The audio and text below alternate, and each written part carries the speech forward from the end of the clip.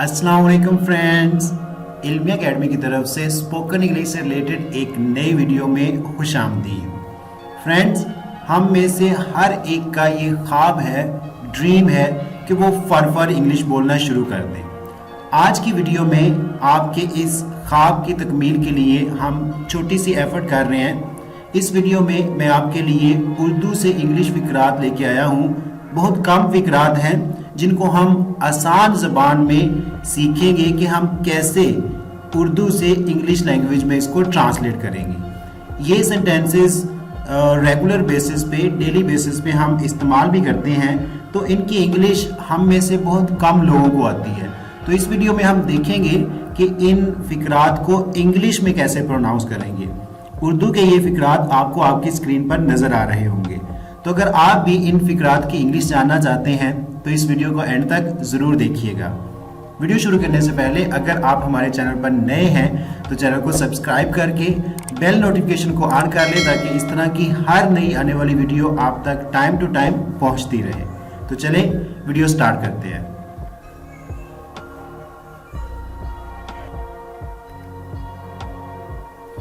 तब्दीली रातों रात नहीं आती।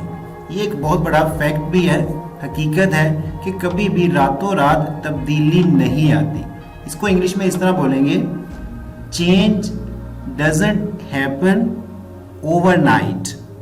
रातों रात को इंग्लिश में ओवरनाइट कहते हैं। डज नॉट को शॉर्ट फॉर्म में कंट्रैक्शन में डजंट प्रोनाउंस करते हैं। Change doesn't happen overnight. टूटी खुली मत छोड़ो। वैसे भी पानी ज़ाया करना कोई अच्छी बात नहीं है, तो टूटी खुली मत छोड़ो इसको इंग्लिश में इस तरह बोलेंगे, don't leave the tap running. टूटी को इंग्लिश में टैप कहते हैं। Don't leave the tap running. टूटी खुली है। The tap is running. The tap is running.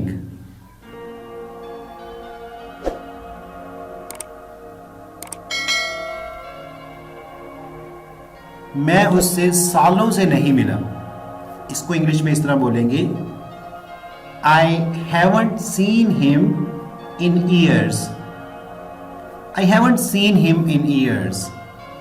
I haven't seen him in years. वो कार में बैठा और चला गया। He got in the car and drove off. He got in the car and drove off. He got in the car and drove off.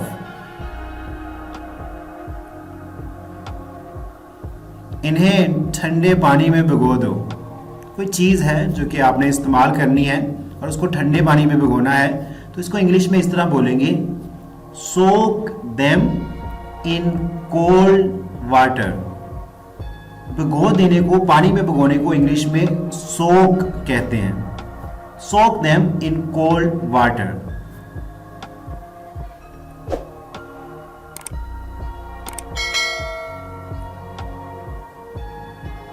मैंने उसे अखबार में पढ़ा। I read it in the newspaper. Read की first form, read इसकी spelling यही है, second form की भी यही स्पेलिंग है और थर्ड फॉर्म की भी यही स्पेलिंग है, लेकिन प्रोनाउंसिएशन में डिफरेंस है। रीड की फर्स्ट फॉर्म को रीड प्रोनाउंस करते हैं, सेकंड को रेड और थर्ड को रेड, लेकिन तीनों के स्पेलिंग सेम है। तो यहाँ पे ये पास्ट टेंस की बात हो रही है। मैंने उसे अखबार में पढ़ा, तो इसको हम इस तरह इंग्लिश में बोलेंगे, I read it in the newspaper. I read it in the newspaper. वो आर्मी में है। He is in the army. He is in the army. He is in the army. वो जोर से बोला। He spoke loudly. He spoke loudly. He spoke loudly. Well friends, this is all about today's video अच्छी लगी हो तो like और share करना मत भूलिएगा। और हाँ, अगर अभी तक आपने हमारे चैनल को सब्सक्राइब नहीं किया तो जल्दी से चैनल को सब्सक्राइब कर लें, ताकि इस तरह की हर नई आने वाली वीडियो आप तक टाइम टू टाइम पहुंचती रहे और आप रेगुलर बेसिस पे इंग्लिश सीखते रहें। Thanks for watching the video.